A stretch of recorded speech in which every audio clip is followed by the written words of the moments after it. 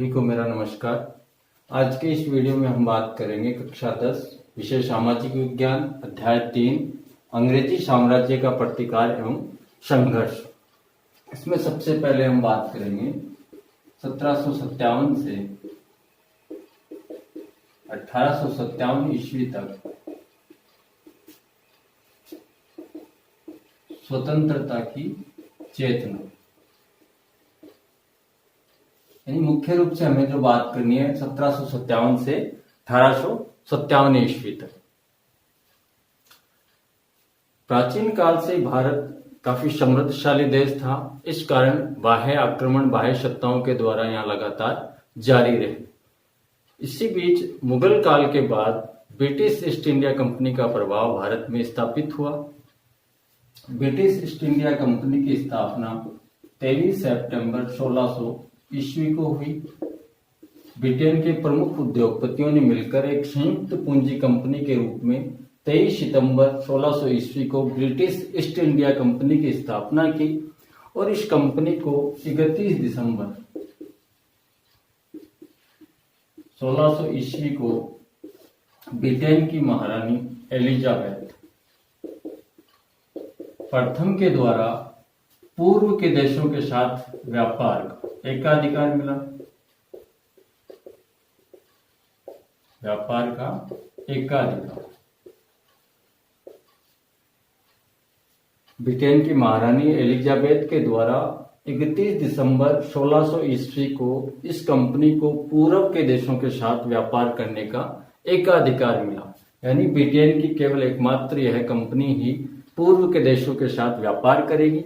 इसी के तहत ये भारत में आए। भारत में ब्रिटिश ईस्ट इंडिया कंपनी का आगमन हुआ। इसी के तहत इन्होंने जहांगीर की अनुमति से, मुगल शासक हैं जहांगीर, उनकी अनुमति से 1612 ईस्वी में सूरत में प्रथम व्यापारिक कोठी की स्थापना की। सबसे पहले इन्होंने व्यापारिक कोठी बनाई है 1612 ईस्वी में सूरत में, जहांगीर, मुगल शासक जहांगीर की अनुमति से। उसके बाद कंपनी ने अपना प्रभाव 1717 ईस्वी में मुगल शासक फर्रुख शिहाब से एक फरमान जारी करवाया जिसे दस्तक कहते हैं।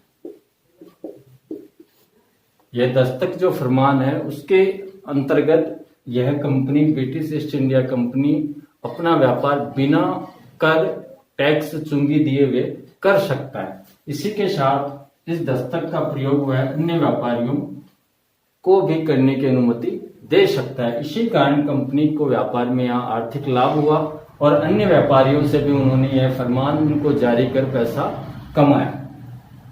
इन सारी उपलब्धियों के बाद कंपनी ने यहाँ यूरोप से आई हुई अन्य कंपनियों, फ्रेंच ईस्ट इंडिया कंपनी, फ्रांसीसी ईस्ट इंडिया कंपनी, पुर्तगाली ईस्ट इंडिया कंपनी को यहाँ गौण कर दिया और अपना प्रभाव स्थापित कर दिया। मुख्य रूप से बंगाल में इस कंपनी के द्वारा मुख्य रूप से बंगाल में सबसे पहले अपना प्रभाव स्थापित किया गया। बंगाल में 1756 ईस्वी में नवाब अली वर्दी खान, 1756 बंगाल के नवाब हैं अली वर्दी खान की मृत्यु हो। बंगाल के नवाब अली वर्दी खान की मृत्यु के बाद उनका उत्तराधिकारी जो है वो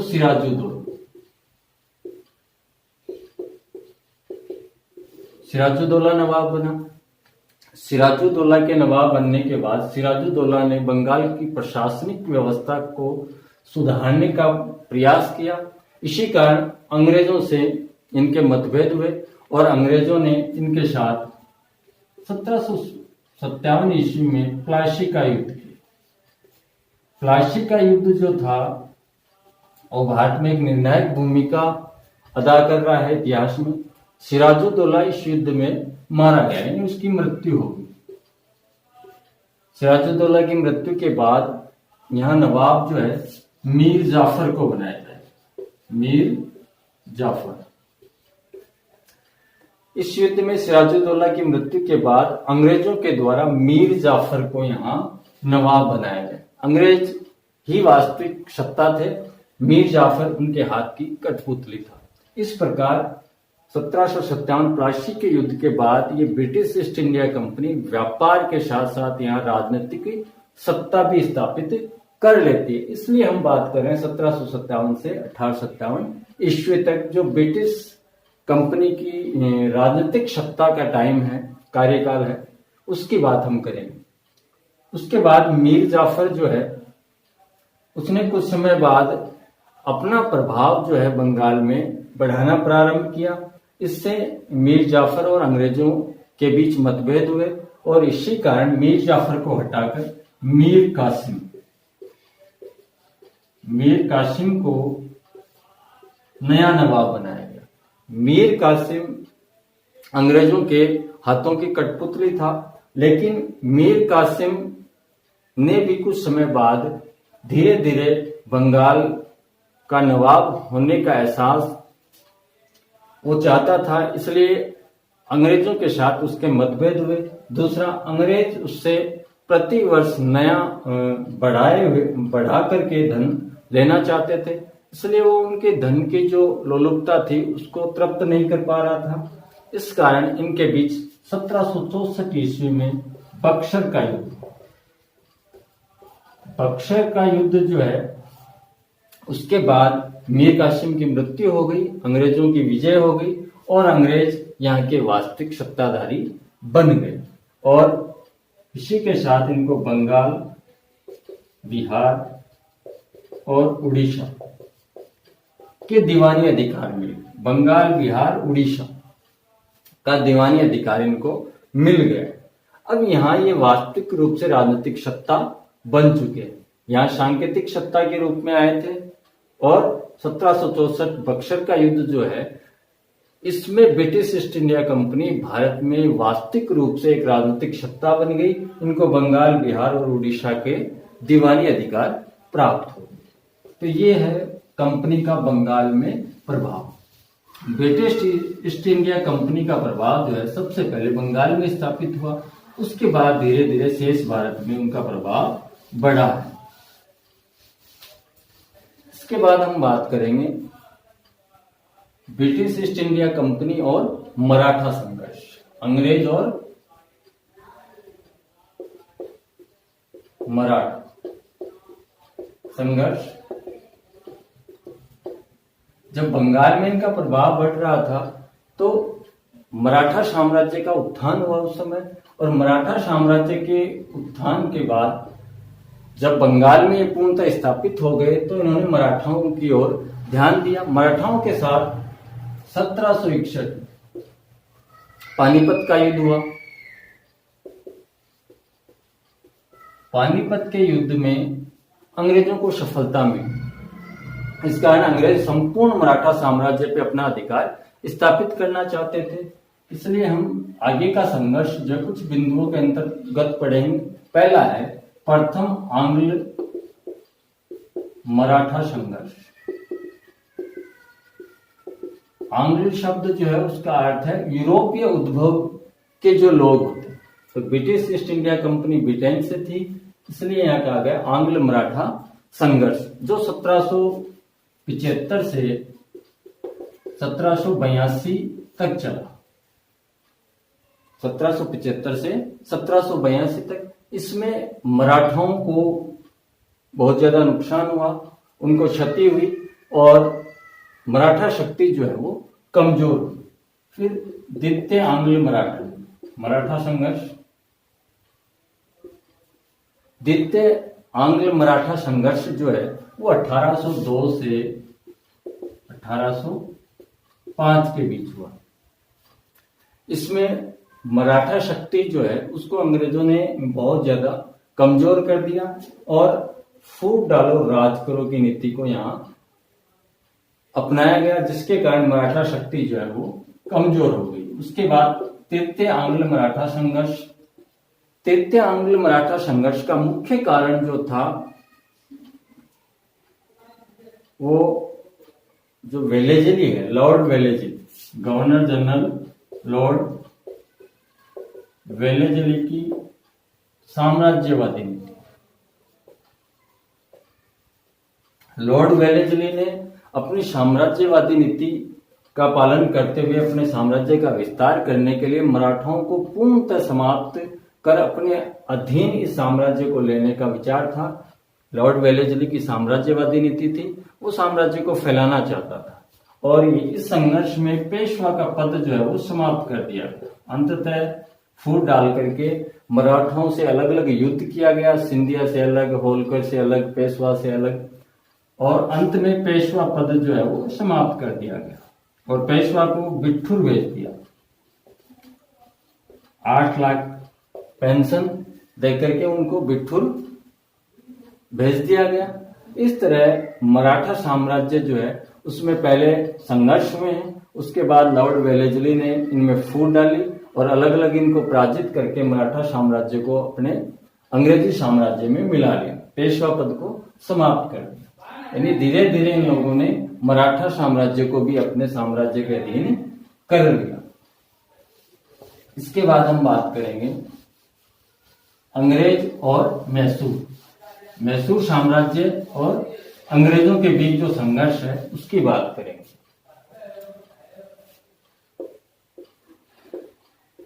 आंग्ल मैसूर संघर्ष।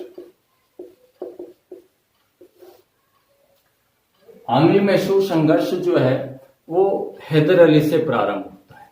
1761 ईस्वी में हैदर अली ने नंदराज को, मैसूर के राजा नंदराज को सत्ता से हटाकर स्वयं वहां का शासक बन गया।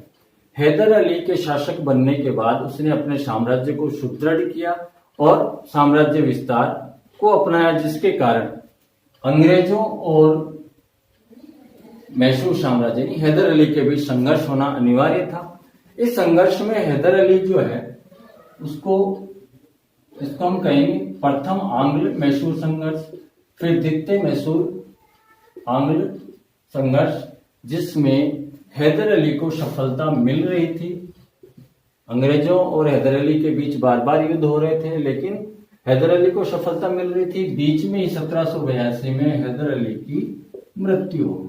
इस कारण से यहां धीरे धीरे अंग्रेजी प्रभाव आने लगा। प्रथम आंग्ल मैसूर संघर्ष और द्वितीय आंग्ल मैसूर संघर्ष में हैदर अली प्रभावी रहा। अंग्रेज वहां कमजोर हो रहे थे, लेकिन इन्हीं परिस्थितियों के बीच 1782 में हैदर अली की मृत्यु हो गई। इस कारण हैदर अली के स्थान पे टीपू सुल्तान, उसका पुत्र टीपू सुल्तान जो है वो शासक बनता है मैसूर का, और फिर होता है थर्ड आंग्ल मैसूर संघर्ष। तृतीय आंग्ल मैसूर संघर्ष में टीपू सुल्तान और अंग्रेजों के बीच काफी बार मुठभेड़ हुई और उसके बाद श्रीरंगपट्टनम की संधि, और यहां रंगपट्टनम की संधि के बाद मैसूर साम्राज्य का आधा हिस्सा अंग्रेजों को देना पड़ा। टीपू सुल्तान इस युद्ध में पराजित हो गया, इस कारण आधा मैसूर साम्राज्य अंग्रेजों को देना पड़ा। उसके अलावा